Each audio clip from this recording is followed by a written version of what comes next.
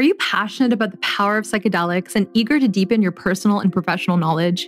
We're pleased to announce that we're extending our deadline for vital applications to January 14th, 2024. This is your last opportunity to join our comprehensive 12-month training program until next year. Master the elements of psychedelics, connect with a global community of professionals, and experience our life-altering program today. Visit vitalpsychedelictraining.com to learn more and apply now.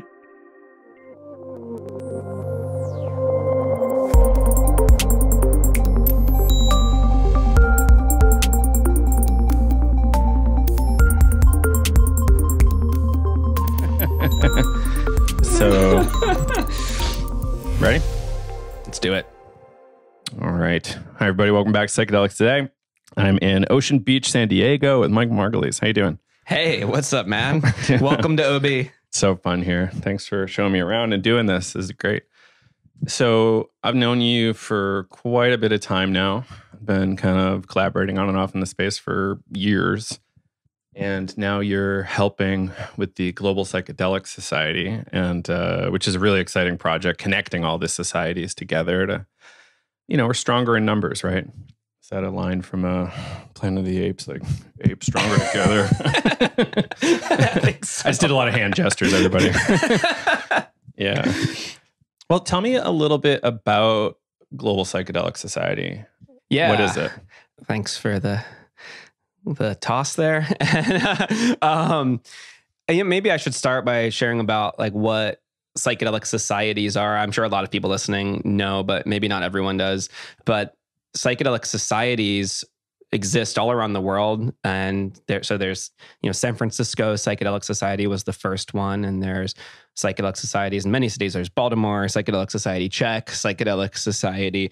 There's one in Thailand now, and these groups they're all organizing local community education, integration events in their locality. And that's sort of the distinguishing thing about what a psychedelic society is as kind of an organization type. So as distinct from, like, there's a lot of research organizations out there or policy organizations. And there's overlap too. Some people involved in psychedelic societies are doing research or policy work, but the main focus of these groups is organizing local community events where, people in whatever city you're in can come together. And the events take many different forms. They could be talks from psychedelic experts, they could be integration circles, or they could just be social gatherings at a bonfire. And so what the Global Psychedelic Society, the GPS, is basically a network of the leaders of these various psychedelic societies around the world. And each one is independent. So these aren't, chapters of the GPS, but they all are their own masters of their own ships, serving their own communities as they see fit. But the GPS is providing this network where the leaders of these groups can come together, sharing information and resources. And over the last year, the GPS itself so this project has been going since 2016, but pretty quietly for most of its life. That's a slow burn. Yeah. It started at the Beyond Psychedelics conference in Prague in 2016. And then we had a bunch of psychedelic society leaders from different countries coming together for the first time. And that was where it started. And there was nothing even public facing about it. There was just there were different iterations of this network. And in the last, several months to a year, the project has taken other forms. And now there's a public facing presence at globalpsychedelic.org, where you can find, for example, the map that we maintain that shows all the different groups around the world.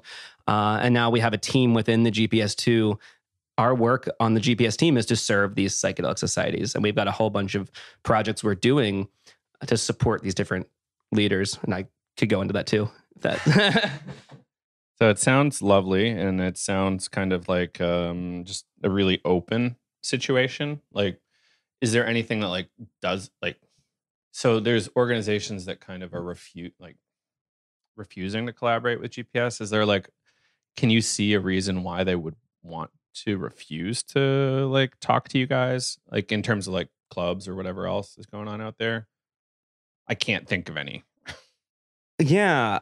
Well, we are still, we're building relationships with some different groups. I don't know that anyone's necessarily refusing collaboration. But I think there are some communities out there where we're still just building relationship and putting out invitation, say, hey, we have this network. It's a resource for you. And it's really, there's nothing really required of people participating in it. And so, yeah, I think some groups maybe take longer to build relationships with. So that's the closest thing I could point to there. That's fair. Yeah, I think things get like heated once in a while and people project. Yeah. Was there a particular thing I don't want to name it. Okay. It was too personal for me.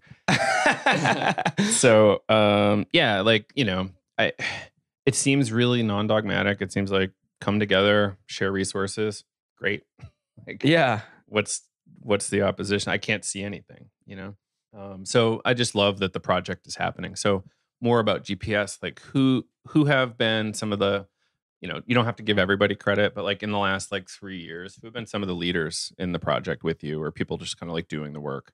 Yeah. So recently, Jazz Kadosh came in as co-steward with me, and she's been involved for a long time. She used to run the Montreal Psychedelic Society. And then like a little over a year ago, we were having these, since COVID, we had started these Zoom calls that were happening regularly, to when, 2020 hits and COVID begins. That was where kind of I had identified this opportunity. Like, here's a moment where Zoom calls are becoming a thing. So we started these calls with all the leaders from around the world of different societies, and Jazz sort of took over facilitating those meetings a little over a year ago. And that was a moment where I was taking a little bit of just some time, some step back in general. And I with some frequency, I tend to take steps back and take a month or so off and of all of my psychedelic work and just, get perspective. I wish. I found it to be a really important practice. And in one of those moments where I was stepped back, Jazz really stepped in and I was watching from a distance, and it was really great. She was doing things like developing collectively with the Psychedelic Society leaders sets of shared values. And I was kind of watching that. And also Matt Gillespie and Marisa Sturtz also been really core members of this team that joined earlier this year. And in like sort of the run up to psychedelic science, the four of us we were doing a lot. There's a lot of congealing ourselves of that. This is when the GPS sort of started to take different form, because before this point in time, it was this informal network of psychedelic society leaders around the world. And then once this kind of team internally started to congeal with Jazz and Matt and Marisa, Matt made this beautiful website and created this more public facing presence for us. Marisa sort of led a lot of this vision around connecting with other community partners.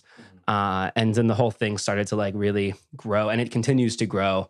And we had Tessa and Pammy were the leads on this gathering that we had, a physical in-person gathering, a GPS summit that happened during Psychedelic Science in June.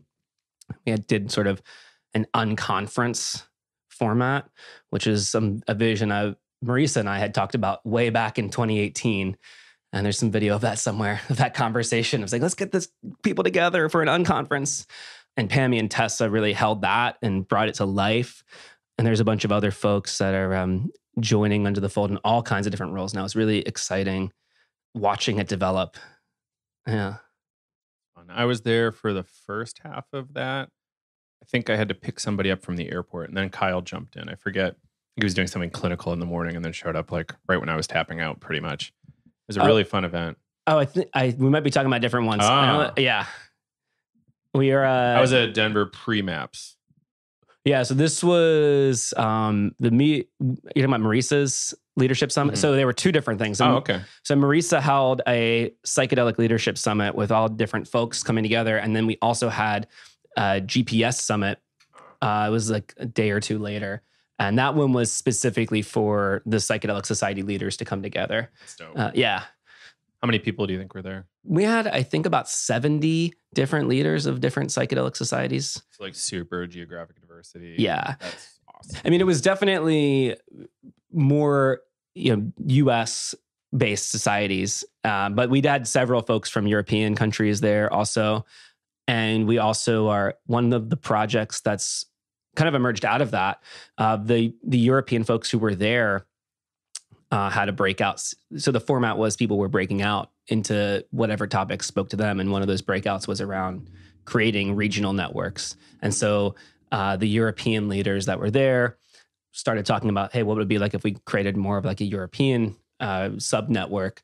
And so that is now started to develop. And I'm talking with them as well about what does it look like for both calls and in-person meetings, but for people in the European time zones and geographies. And so that's one thing that's coming out of it too. And I'm very excited about that. Yeah. Yeah, I like the decentralized nature of it. And like you have more influence closer to home, and you have more influence with your neighbor than you do somebody around the world, right? And time zones matter. It's one of the banes of my existence. I'm sure it's complex for you sometimes. Very complicated. Yeah. We have people from literally all around the world. There's people in Europe and in Asia and in Australia. And so it's pretty difficult to figure out any time that will work for every person in the network. Impossible task. Yeah. Right. Yeah. But we are starting to look at, what are these regional European, there's the seeds of an Asian network too. There aren't that many psychedelic societies in Asia yet, but there's one in Thailand. There's one in Singapore. And so, starting to look at what that looks like. It's very brave to have that in Singapore. Yeah. And I don't know them very well yet, but you're right. And that's part of what they're working on is, how do they change some of the policies in Singapore? So carefully. Yeah, exactly. Apparently if you're a Singaporean citizen, it's illegal to also, even if you're outside of the country, to do psychedelics. And so they're, for example, working on changing, as I understand it, I don't want to speak for the Singapore Psychedelic Society, but if I recall correctly, one of the things that they're working on is like, hey, can we change this law and allow people, like at least if they're outside of the country, to experience this where it's legal. And it would be interesting to dig deeper, like if and when MAPS gets approval and you can do MDMA legally in a clinical setting, like is there a difference when it's clinical versus, a scheduled use like at a rave or whatever? Right. That's a really interesting question.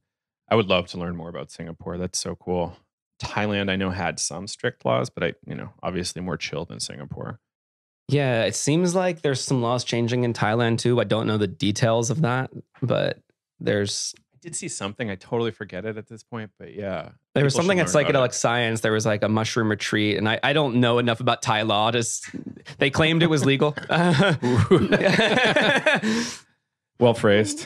I remember there being, what was it? It was like, everybody fact check me on this, but it was like, I think Nepal had legal mushrooms, or at least they weren't scheduled yet too. So that could be a really far out way to have some mushroom experiences if you can make it to Nepal. But check the laws, please, first. I don't want to just out a country like that. Yeah, I don't know personally about the Nepal. Yeah, it was just laws. Like I was always looking at the global legal landscape to see like, I could do something there. Or, and Ukraine had legal mescaline. I think Ukraine still is not scheduling mescaline. Yeah. Huh. That one I'm pretty certain on. So you can quote me on that, guys. But I wouldn't really want to go to Ukraine right now. Certain parts of Ukraine, at least. Right. Yeah. There is a Ukraine Psychedelic Society. Cool. Yeah. Yeah, they were hosting a conference. Like, did Doblin end up? Did that happen? They had a conference pretty recently. Like mid-war. That's wild. Yeah. I remember Doblin went, right? And I believe so. Yeah. Yeah. And some other bigger names went. I was like, bold guys, but cool. Fuck yeah. Yeah. It's awesome. And, to like still do things in the face of like a scary situation it's brave. Yeah. Sometimes dumb. This one I don't think was all that dumb. You're far away from the conflict largely. But yeah, it's cool. Yeah, they were still with people directly impacted. And I've heard some of the stories from MAPS folks that were there, like Rick and Liana, and they was there. Cool. Yeah, and they were very close to people who were directly impacted. So yeah, I don't know if they were in lines of fire per se, but directly with people directly impacted. So if you do like a size compare, it's probably not too much bigger than California or something. So it's like, I totally made that shit up, everybody, but like, I don't think, I think we can make size comparisons like that a little bit. So let's go back to GPS. So like we've been having some interesting conversations about this book, Reinventing Organizations by Frederic Laloux. And you talked about this like Teal concept, which is loosely based on spiral dynamics, influenced by Ken Wilber. I spent a bunch of time on Ken Wilber's material, and Stan Groff stuff is always like abutting Ken Wilber. It's complementary a little bit. Little known fact, I think Ken Wilber refuses to have public debates with people. So he like turned down Stan Groff a number of times on public debates. Interesting. Groff wanted to debate him? Oh, yeah. Interesting. Yeah. Because, he's really good. Ken Wilber's fucking smart. But he's like, there's a couple limitations. Like I advise everybody check out some Ken Wilber. Like it's fascinating. But it's like, it's also like anti-pluralistic a little bit too, in terms of like worldview and philosophy. But it's also, so what? It's still a useful philosophy to dig into and learn his perspectives. Yeah. Oh man, I love, this idea of Teal organizing in this book. Thanks for bringing it up because I've been nerding out. I've been nerding out about this like so much. And I would love, I can give maybe my best overview of the idea. Let's do it. Cool. And folks who want to... Well, the intent here is not all organizations are run well. Organizational governance is difficult. It's been difficult for centuries, if not millennia. And humans finally have some spare resources to experiment with new forms of governance. Yeah. The book is Reinventing Organizations that we're talking about. So you can go, I think it's reinventingorganizations.org or .com. And there are two versions of this book.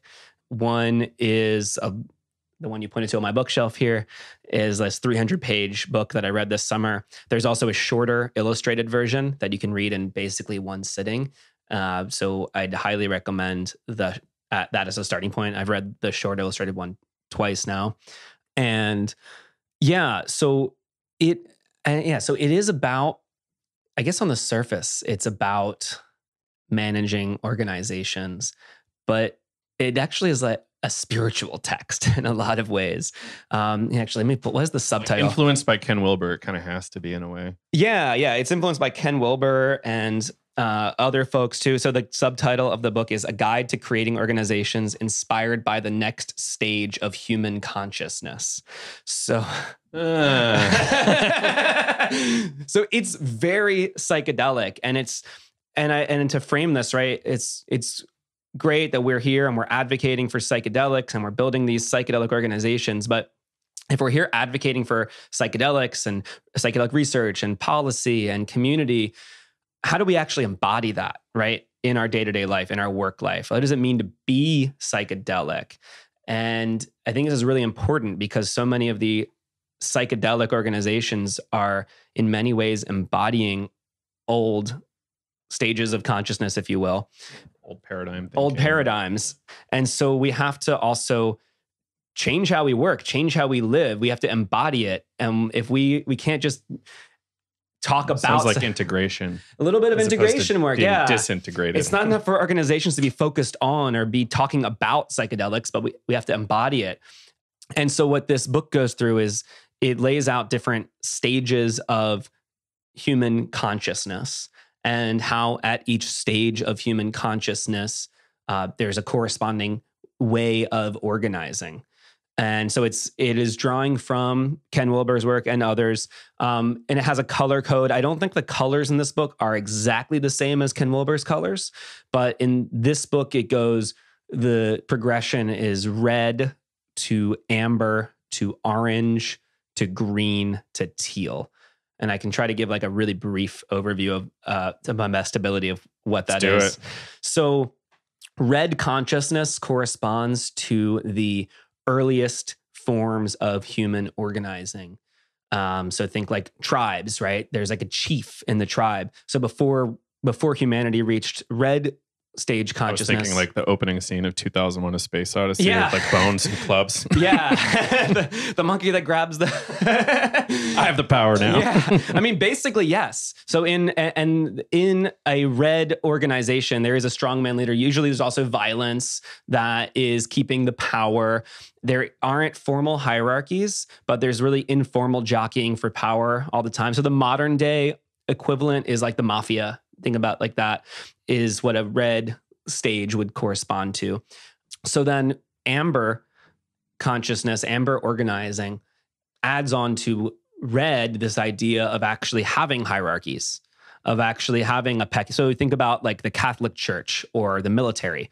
These are the modern day versions of amber organizations where there's a very clear hierarchy. And what this does is it prevents the jockeying for power and some of the internal violence, right? But amber is based on kind of like a conformity way of looking at the world. So you're either like, you're in this group. It's like far more productive than like a small organization with one enforcer. Yeah. Like 2 or 3. It's like, yeah, you can build churches over the course of 200 years now. Yeah, right. Red consciousness can only really respond in the moment to something clear and present. So it's good for situations with like a clear and present danger. It's what emerges in like prisons, for example. Like there are certain conditions where red organizing makes sense, but amber, when you're not in like in a situation where there's like a high degree of like danger around you immediately, now you can organize at a much bigger scale. The thing about amber is it kind of wants to control. It wants things to be the same. It's not kind of resistant to change. Change is kind of threatening to the amber worldview. So this is where orange comes in. In the orange consciousness worldview organizing type, orange is like modern capitalism. Coca-Cola is the archetype modern day of orange consciousness, orange organizing. So an orange organization actually embraces change, right? It wants to drive change, and it's all about achievement. So those hierarchies that were created in amber that were a little bit more rigid, now there's a lot more fluidity. There's a lot more social mobility, theoretically, right, up and down, if you can achieve. So it comes with all of the innovation of capitalism, but also all of the shadow. It's like, let's achieve for achievement's sake. Let's keep, we just need to achieve. And we have one single goal. Yeah. Single bottom line. And there's environmental distraction. Mm-hmm. There's a whole bunch of things we can get into of problems of modern day capitalism. So green starts to, this is the pluralistic view. Green consciousness is, we don't like the hierarchy. We don't think any one person should have power over anyone else. We're all equal. It's democratic. Now the problem in green, the challenges there is like, now there's like, okay, now we're either voting or trying to get consensus, like over bureaucracy of trying to make every decision is one of the challenges you could have in a green consciousness organization. Sounds familiar. Yeah. And I can see how that's like, it is a progression for sure, but it's also like, what the fuck do we do now? Right. Yeah. And well, so this is where Teal comes in. So Teal consciousness, Teal organizing, and Teal consciousness corresponds to what Maslow called self-actualization. And also important to name here, Teal is not the end. And even with Maslow's hierarchy, self-actualization wasn't the end. He talked towards the end of his life about transcendence. So this where transpersonal psychology came from, everybody. Yeah. And what's interesting here, right? So it's not the end, but it is a significant step. It's sort of like the beginning of a new phase when you hit like this self-actualization consciousness, this Teal organizing consciousness. It is the first stage that is aware of the prior stages. The other stages, red, amber, orange, green, they each can only kind of see themselves like that this is the way it should be. Whereas in Teal, there starts to be an awareness that, oh, there's a progression here. And also important to name this idea of there being a progression is not that one is better than another, which is a common, I think, misconception. It's just like identifying that there are stages of development. It's sort of like a teenager isn't better than a baby, an adult's not better than a teenager, right? But it's a tough conversation though, because it's like, I'm inherently more evolved, you know? Yeah, and I think it's a tough conversation to have, but it's important to have. And I think if it starts to get framed like I am more evolved, that is where it starts to get into like, a little ego. I smoked 5-MeO-DMT twice. Right. And this is where it's paradoxical, because it's sort of recognizing that there are progressions, but a lot of what Teal gets into is also about like diminishing the ego too.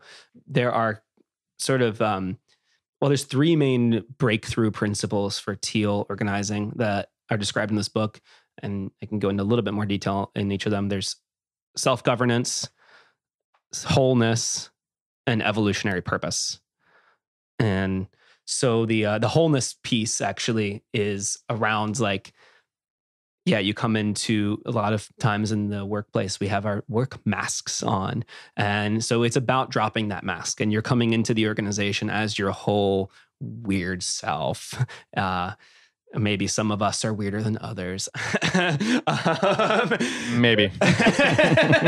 But your whole self, whatever that means to you. In my case, maybe a little weird. And so, but really embracing like our whole, like, if you're a parent, for example, like, you don't have to hide that this is a priority in my life, is my child, for example, right? So, and also it's dropping some of that ego games, and it's paradoxical here, but dropping ego games also leads to wholeness. And it seems paradoxical, but it's sort of getting... It's kind of like the psychedelic message in a lot of ways. Exactly. In part, at least. Like, we can drop our persona.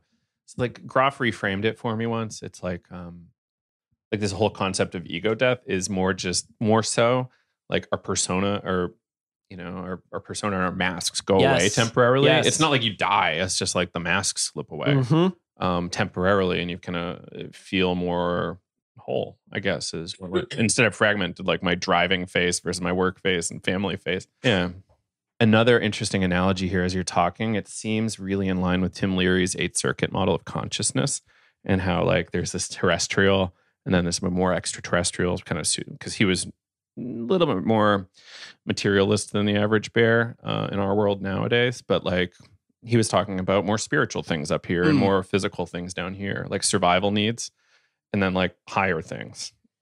Yeah. And the 8th Circuit model is just what we can conceptualize now, and you can go further. So it left room for growth. Exactly. And it's interesting how like different angles kind of have led to very similar conclusions. And this book kind of draws from that's why multiple Ken Wilber's different theorists too. Yeah. And Wilber draws from a lot. And so, it's very interesting. Like you said, like the idea of dropping your mask, like the ego death thing is, because we're performing a lot. We put on these masks, and how do we increasingly like drop the masks and be our most full, authentic selves? And the other pieces of Teal to this idea of self-management, and the idea here is it's neither hierarchical nor democratic. It's transcending that. So there isn't a person at the top who makes the decisions kind of trickle up to, but it's also not like, hey, we're all voting on everything. But in Teal organizing, everyone's empowered to make decisions, with the caveat that before you make a decision, you have to consult with two groups of people. You have to check in with everyone who would be impacted by the decision and everyone who would have wisdom to share about the decision. But sounds like there's limitations of scale, perhaps, there, if you're doing everyone, or maybe it's like certain stakeholders in those groups.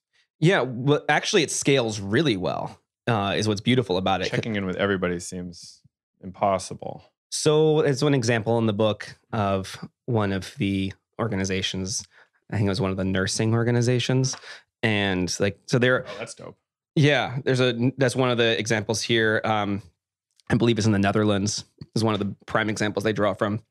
The name of this, Bertzorg, is the name of the organization.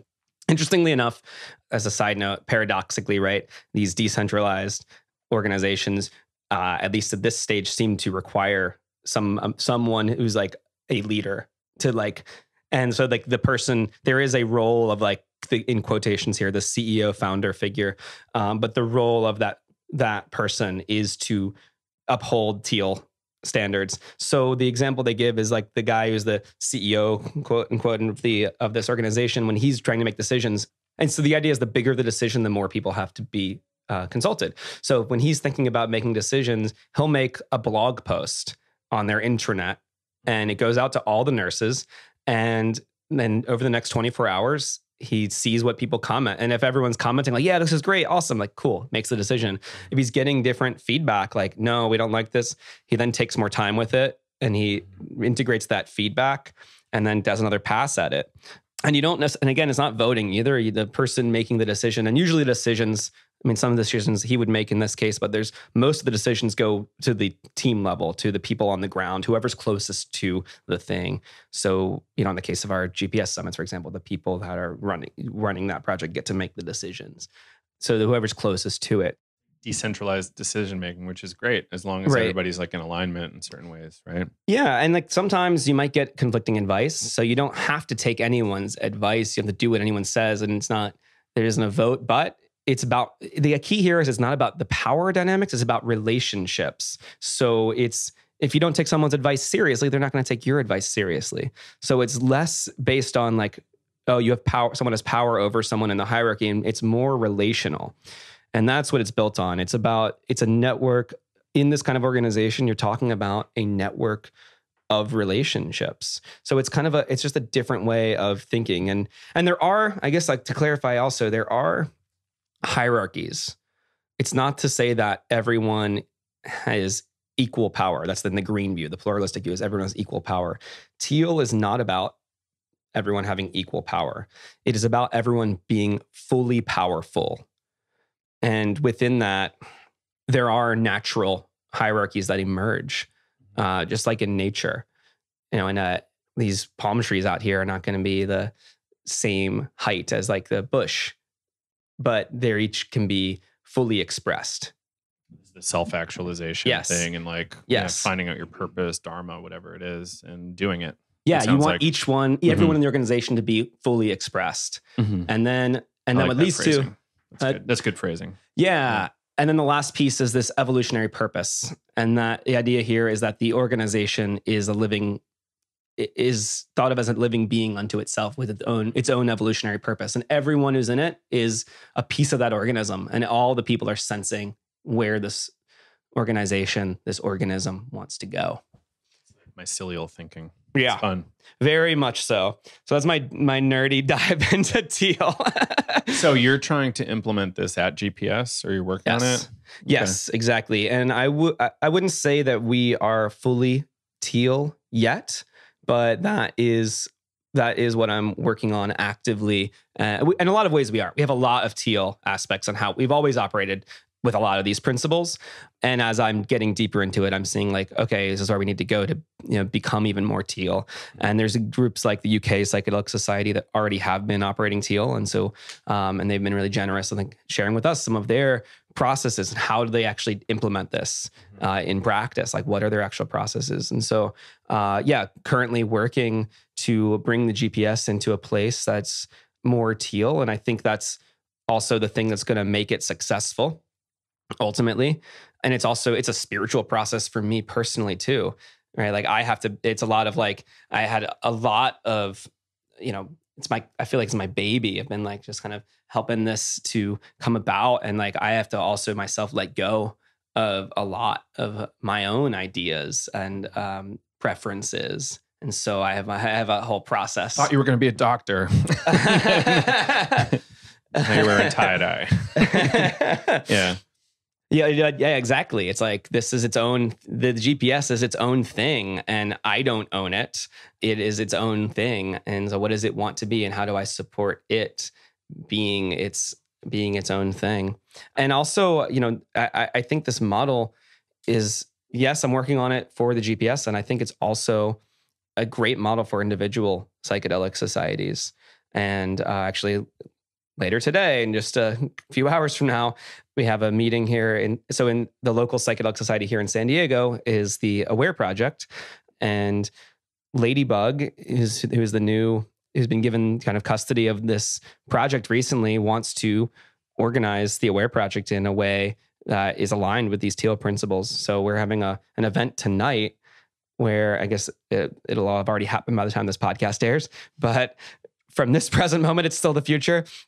We're going to bring folks together. We put an invitation out to folks in San Diego who want to get involved in organizing psychedelic community locally here in San Diego. And so tonight we're going to have this workshop where we see what people want to do and really empower people to get involved. And so the idea is we're going to build the Aware Project here as a Teal organization as well. And I'd love to help these models to spread. I really think that, coming back to the beginning of this Teal conversation, like this is like the embodiment of the psychedelic mentality. And it's like the same lessons that of surrender and letting go, trust, let go, be open, like, right? All those lessons that we get, like this is what it looks like in our work. Yeah, it gets sloppy. It can be weird. And but it's like challenging, important work. Like it's probably deeply uncomfortable sometimes, and you have to like lean into that. Like you're saying, you have to let go of this thing that you've been safeguarding. Yeah, and there are disagreements all the time. No doubt. And I mean, and that's a part of it too. Is part of it is there's conflict resolution mechanisms, and it's actually, part of the Teal organizing is not to be conflict avoidant at all. Actually, it's like. Actually, it acknowledges like, hey, there is conflict, and here we have mechanisms that we bring to resolve conflict when it arises. We do like a little kind of biological analogy, right? It's like, okay, there's some conflict inside your body. Yeah. And if you just kind of like ignore that conflict, you could be sick eventually. Right. But if you notice it and you're like, oh, maybe I should learn more and lean in and figure out what's going on, and then you might be healthier. Yes. So like, yeah, totally. You don't sweep it under the rug. Cancer should go away. Yeah. And this is with the whole wholeness thing, right? So part of it too, like what is wholeness? It's like part of it is doing things like in the beginning of meetings, like check-ins and naming how we're feeling, bringing our whole self in. And part of bringing your whole self in is like naming like, oh, how did you feel about some interpersonal dynamic that happened? And leaning into that. Have you ever heard about this kind of long-standing permaculture commune in Portugal called Tamara? I have heard of it. I haven't been there, but I'm aware of it. It's probably worth learning about. They've been at it for, I think, decades, using similar methodologies, very horizontal. Interesting. They turned desert into a lush paradise. And I don't want to call it anarchist necessarily, but one of the boogeymen in the psychedelic space, Daniel Pinchbeck, in his book, what was it? How Soon Is Now, actually profiled them really well. I thought he did a good job profiling their commune. So it's worth reading that chapter at the very least. Okay. But I'm sure there's other material on them as well. So, there's other people that we don't even know about doing really cool stuff that might be really philosophically aligned with us, other than just wanting to organize this way. Yeah, I was in Portugal a lot of the summer. And Did you make it to Boom? Oh, yeah. You fucker. That was what got me there. Was Boom. I was positive I was going. I just couldn't get my life together. Oh yeah, it was great, and it was great because like I was at Boom and I actually saw Anya from UK Psychedelic Society there, among others, and like we had this whole conversation about Teal. And that was when I remembered like, oh shit, they're already doing that. That's right, and I knew that, and I had to like kind of, they were working from the same book, like kind of framework. That's dope. Exactly. So a lot of things that happened there informed what I'm doing now.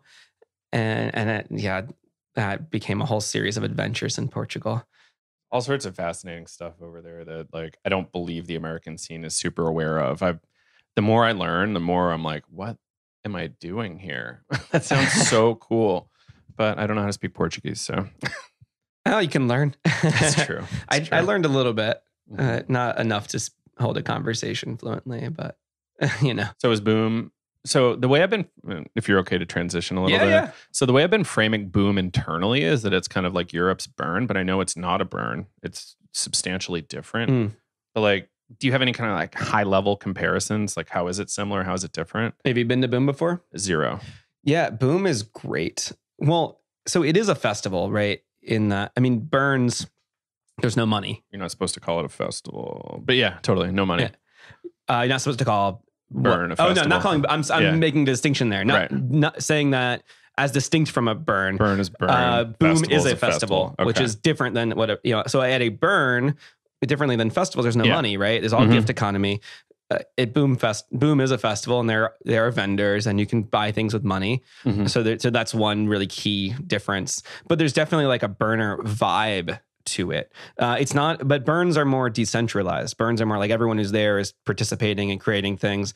Boom is more of like there is a central organizing force that is like, scheduling the musicians. And so it's much, there are some artists, of course, there that are in making decentral. There always are at festivals, but Boom is more of a central thing. What's really awesome about it though is the liminal village, which shout out to Kiara, who's been running that, although I believe this was her last year doing it. The liminal village is kind of like this space where there's basically like a conference within the festival and a lot of psychedelic content. And I helped to like MC one of the days there and did a little thing with Chris Timmerman and Jack Aloka. And that was fun. Cool. Yeah.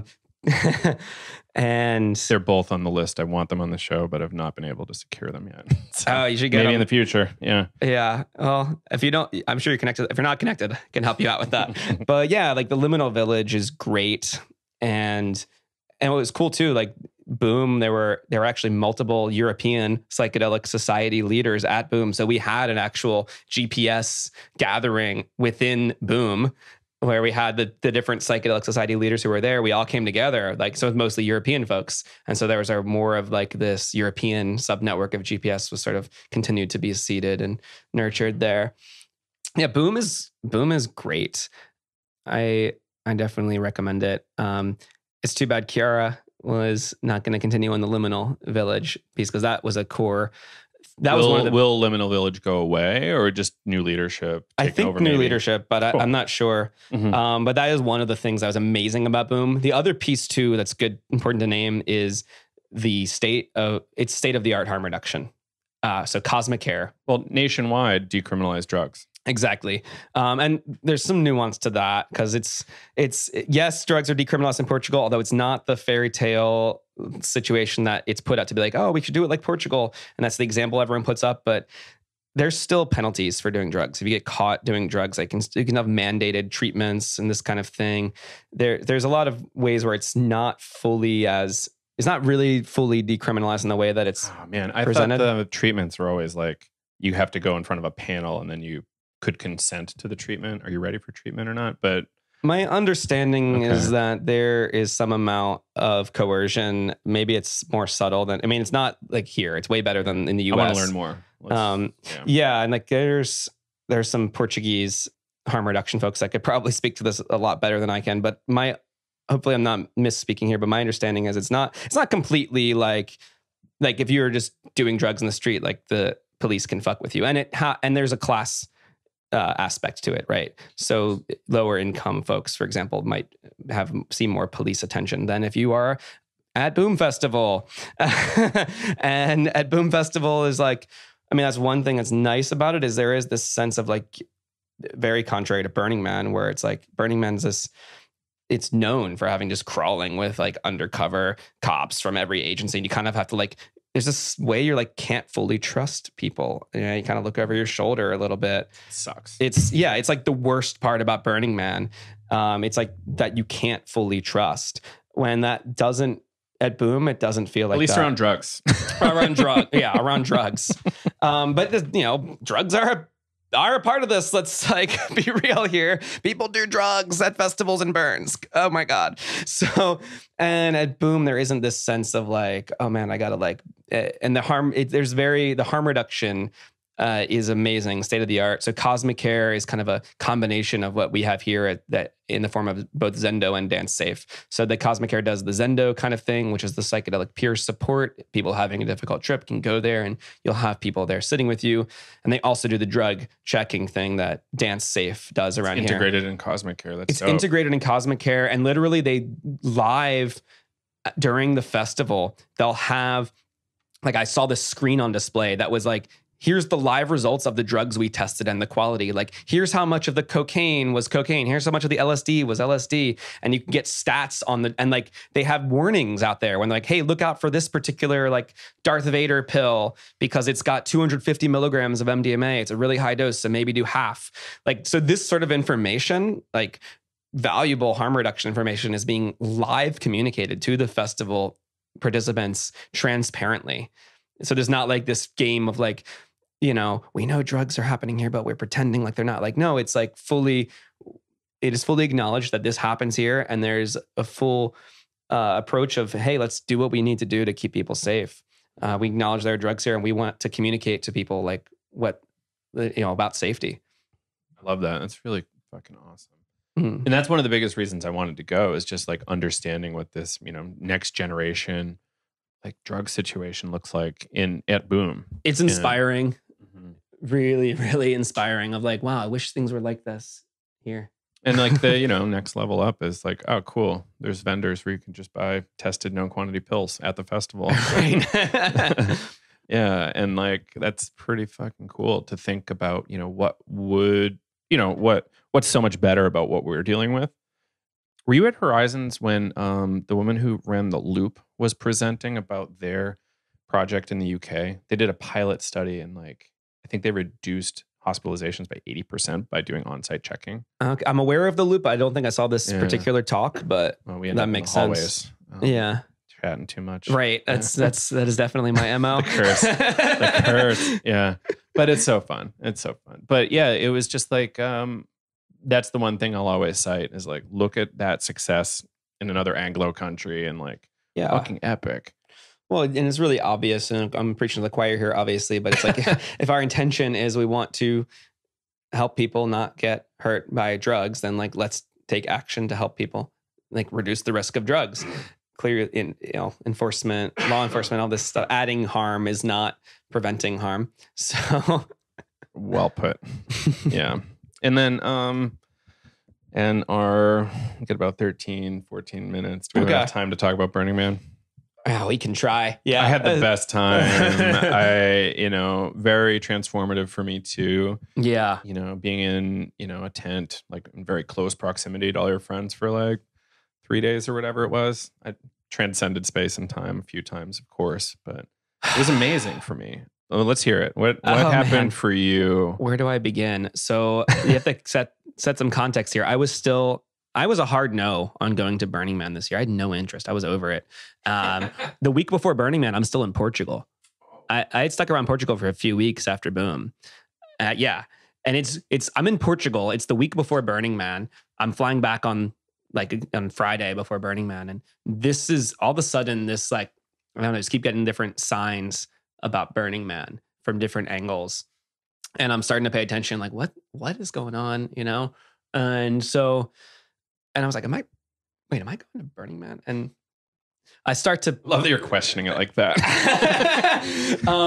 Yeah. So I literally fly back on the Friday before Burning Man from Portugal back to the US. I come back and I'm jet lagged, and I've been contemplating like trying to get in, and over the next 2 days, I'm like waffling back and forth. And on Sunday, the day Burning Man starts, I wake up and I'm like stressed out about it. And I actually meditated for half an hour. And I came out of that meditation with the understanding that peace of mind is the most important thing. I'm not going to stress myself out to try to get to Burning Man. Like I'm letting it go, peace of mind, and I'm going to go surfing. And so that's what I decided Sunday. I live right next to the ocean. I love it here. And then next thing you know, I get a phone call, and this guy I met through a friend is like, "Hey, I can give you all of a sudden, like literally every single thing I needed, like just lines. He's like, I can get you a ride from San Diego, and I got a cheap ticket for you." Next thing you know, a few hours later, my friend Perception says, "Hey, we've got a spot for you in the Zendo camp, and I think we can get you onto the meal plan with the Dr. Bronner's Village too." Spots that didn't exist started showing up, and I was just, okay, well, like, I guess I am going to Burning Man after all. And so then next thing you know, before I know it, I am in a car off to Burning Man. And it really felt like gravity was pulling me there. It really felt, and this gets into like moral, don't meditate, not even once. Yeah, exactly. Moral is if your thinking brain has it all figured out, and lean more into your thinking brain to solve all the problems. But no, like this is all aligned with the whole Teal mentality and this other book I read this summer, The Surrender Experiment, right? And they all coincide. It's like, all right, wow, it turns out I let things go and things seem to unfold around me in this magical way. What is going on here? Huh, interesting. Lean into that. I go and I remember thinking as soon as I got there, something different about this year. What is it? And I will try to briefly summarize some. I mean, night one, I got high on this blue lotus extract. I did not realize how significantly it would affect me. But it brought up like this. I've had like a history of having some of the classic, paranoid psychedelic experiences. And so like night one of Burning Man, that shows up. And I'm just, but interesting, like this summer, I had, especially towards the end of my time in Portugal, there's a whole other story here, but it was like I got this interesting training that I didn't know I was getting. And there's a whole other set of synchronous stories that led me to a certain event at the end of my time in Portugal.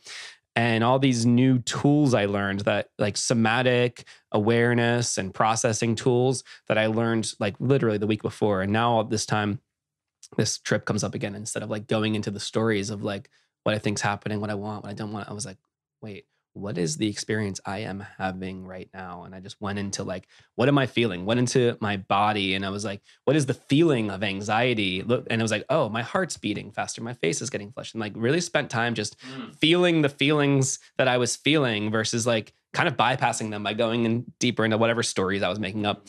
And like, lo and behold, like, when I left that space I was in, the stories didn't keep chasing me, and I did a little bit of release into the air. And like next thing you know, like, wow, it was like a whole new tool came online. And then the floods come out a few days later. And I remember talking with Adam Eidinger, who's part of like the Bronner's crew. He's done a lot of DC activism, getting like weed legalized in DC. And I think he was involved in like Decrim Nature DC also, and a lot of different things over the years.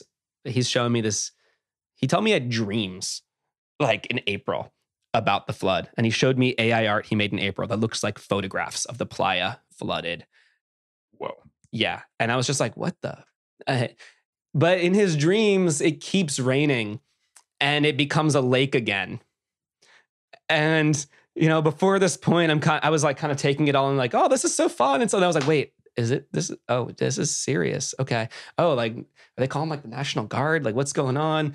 And like wake up Saturday morning, just completely, I was in like seeing the timelines of like, there are timelines that resolved out and, it turned out to be okay. But at the moment, Saturday morning, there were timelines where it's like, it could keep raining. It could get worse. It could be devastating loss. Like it could be a situation where like, maybe we have to get out by like helicopters or something. I don't know how you even do that with 70,000 people and like everything is lost. And so I'm sitting with these timelines. And again, I turned back to these like new tools. I had, okay, instead of like, what am I feeling? Like, I gotta like scream, I gotta cry. So I walk outside of camp and I'm screaming into the playa. And then I find myself, we had shelter in place orders at this point, completely irrationally, I'm walking barefoot to the temple. And it was like the very irrational decision. Like, what if I, could have rained, could have get stuck out there by myself. It was the most irrational thing I could possibly do. But yet I felt my feet are moving, and I'm just like, I go to the spot where I had written names the day before of like people I lost. And I'm praying to them that we get out safely. And my friend Sean, who's right there, my picture of him in my room here, who we all lost in December of 2020. He answers and he says, this guy is like the wildest performer I've ever met, an inspiration for me, one of the most difficult losses I've ever experienced. And he says to me, I want to be there. Bring me there. And I'm just like burst out into fucking tears. And then it was my instructions. I realized like, I don't know what's going to happen here. I don't know how this story plays out, but I know how to show up. And I get to bring that whole self, my most ridiculous performer, like bring the spirits up. That was my instruction, was to like bring that. And I did. So there's my Burning Man experience in brief. Only one of the most transformative experiences of my life. I want a little more on like, what did you performing look like? bringing that energy forward. One or two anecdotes. You don't have to go full on if you don't want to. Let's just say I do some performance art where I am dressed like Batman doing a striptease. It's like a high ticket item. That's really good. Really good. I'm into it. Yeah, I'll leave the rest to the imagination here. Stripteases happen, everybody. And might I add, doing it while singing "Kiss from a Rose" by Seal. It's really good. Yeah. Which is, of course, famous from Batman Forever. The music video, you find a seal in front of the bat signal with Jim Carrey interspersed throughout the video. So one of the fun things there is like Batman's such a loner and you're such like a team player. So it's like such a persona for you. Oh, man. Yeah. This is where it gets deep. Yeah. So, all right. You want to really get into this? This performance art, it's called bat cocking. I've never, wow, I can't believe I'm talking about this on this podcast. Bat cocking the musical. Why Nobody not? listens to this. So. Like shirt cocking is like a Burning Man thing. So you can do the math here, Batman. And so, but I'm working on the performance has been this like Seal, Batman. I'm Batman singing Seal and doing this thing, but I'm now working on a longer story arc, like an origin story. Amazing. And this is where I like to mix like the sacred and the profane here, right? So the origin story for why is Batman doing this ridiculous thing, right? The rough outline is a story of how Batman is engaging with the Joker. And he basically does an ayahuasca trip. And he realizes that the Joker is the manifestation of his unconscious shadow material. And he is playing out the hero, victim, villain story. And the Batman realizes that his desire, his own being a victim as a child, his desire to be the hero, it creates the Joker. And this is actually canon in Batman lore, that like the Joker and the Batman are co-emergent phenomena. They talk about it in like Heath Ledger's Joker talks about it in the movie, like, what would I do without you? You complete me. In the Tim Burton version, Jack Nicholson's character version of the Joker actually is the one who kills Batman's parents, and Batman causes them to drop into the vat of acid. They literally create each other. So it's canon in the Batman lore that there's stories where Batman's retired and Joker's catatonic. Batman comes out of retirement, Joker emerges. So it's canon that they are co-emergent. The Batman creates the Joker and the Joker creates the Batman. So in this origin story, Batman realizes this. He comes to terms and he realizes that he loves the Joker. He understands and he realizes he has to transcend this hero, victim, villain story. And so this performance that Batman does, Kiss from a Rose striptease, is his love confession to the Joker. There's a lot there. I will buy it on whatever platform once you release it. It's fucking wild. Nice work. And like everybody should really think about this for a little bit. Like, not necessarily the Batman part, but like this idea of shadow, golden shadow being co-emergent phenomenon. It's fucking wild. Yeah, I think it's, if you can call Batman golden shadow, maybe. I don't know. I think it's really relevant, and I think it's very easy. The hero, victim, villain story is old as time, right? It's a very old archetype, and you cycle through them. Someone who's a victim wants to now be the hero to prevent other people from becoming the victim. And I'll pull another Batman quote here. Harvey Dent says, "You either die a hero or you live long enough to see yourself become the villain." Right? And so in this process, very frequently, it's a good Joker laugh, everybody. So yeah, if you stick around long enough in the podcast, you get to hear how nerdy Batman-ness informs my whole psychedelic view. It's wild. Like, I'm so Batman ignorant. Oh yeah. Like, I'm one of the few Americans I think that's this Batman ignorant. Batman is straight up like even like how I ended up in this role. It was ayahuasca talks to me in Batman references, like jump without the rope was what I was told when I needed to quit my job and take a one-way flight to India. Is a whole other story a decade ago, but it was a reference to a scene in Batman in The Dark Knight Rises. But what was that movie? There was one where like these people moved to be neighbors of a frat house, and it was like Seth Rogen and somebody else. Like, who's your Batman? And they started doing like different Batman voices at each other.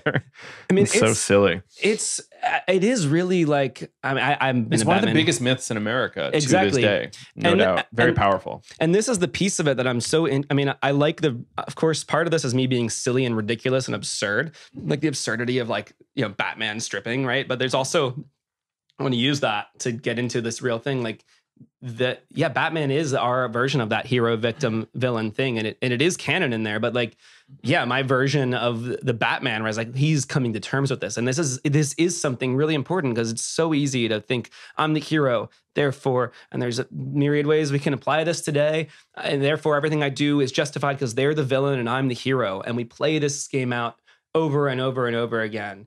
But there is something deeper going on, and if we can. Yeah, so there's the question of like, how do we transcend it? Actually, they talk about it in this book, Reinventing Organizations, too. They talk about one reframe is challenger, coach, creator. And in challenger, coach, creator, the villain becomes the challenger.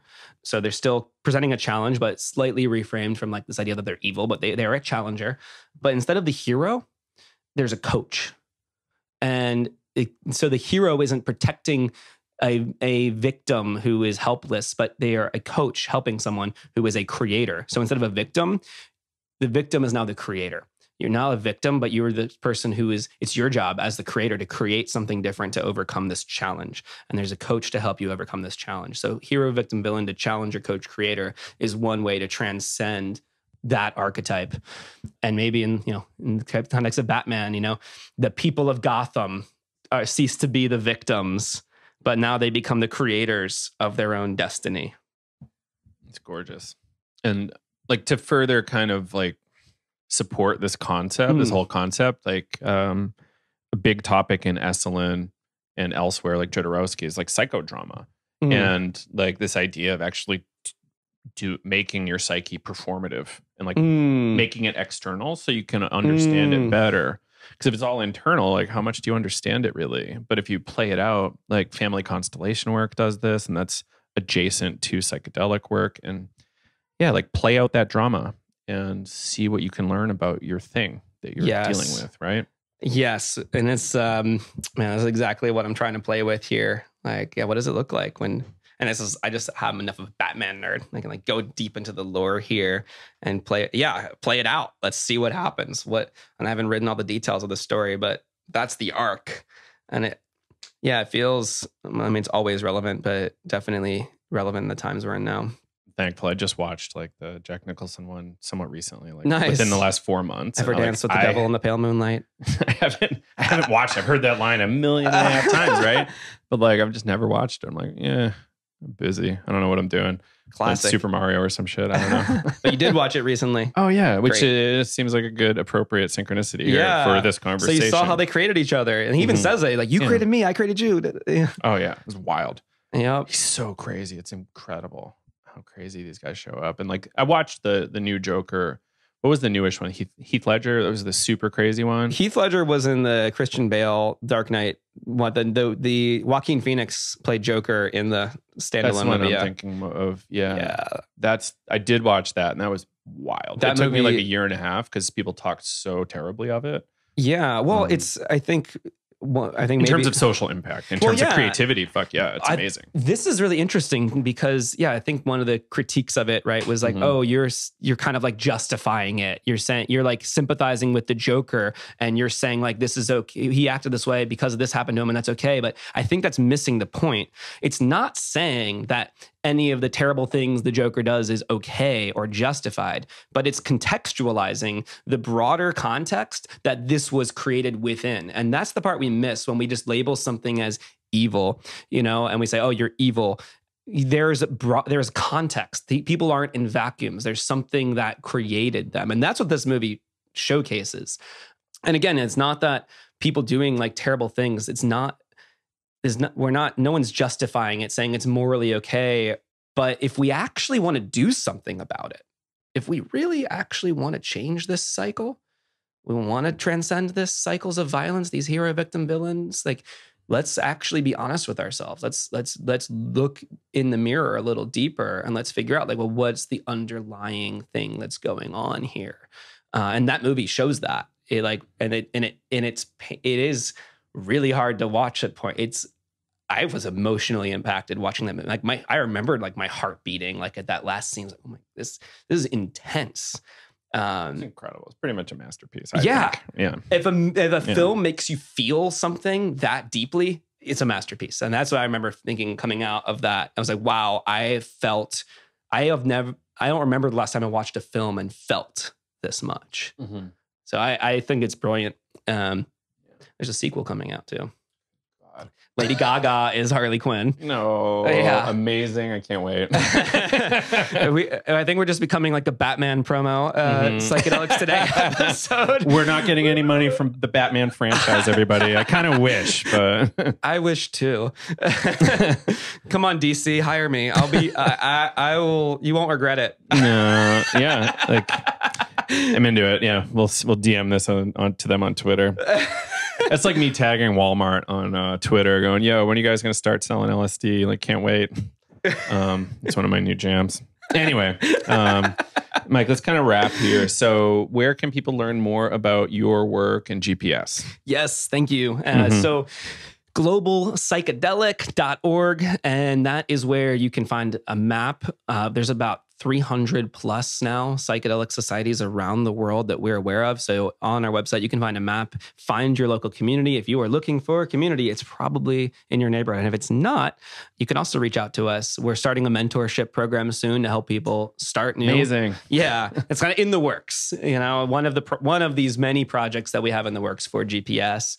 And yeah, if you want to join our network, if you are running a psychedelic society or you would like to, there's also a join page on our website and, a short form there to get added to the map and get plugged in. We have these every 2 weeks. We have meetings with psychedelic society leaders around the world. So if you're running a psychedelic society and you want to get connected in, and we have like a signal thread, pop into the page on our site there. Or if you want to start one, that's one of the options that you can put, and we'll keep you informed about this mentorship program that we're developing. I guess I should also maybe just plug some prior work I've done. Didn't talk about it a lot, but Psychedelic Seminars is a project that I've been working on since 2015. So if you go to psychsems, psychsems.com, or Psychedelic Seminars will get you there too.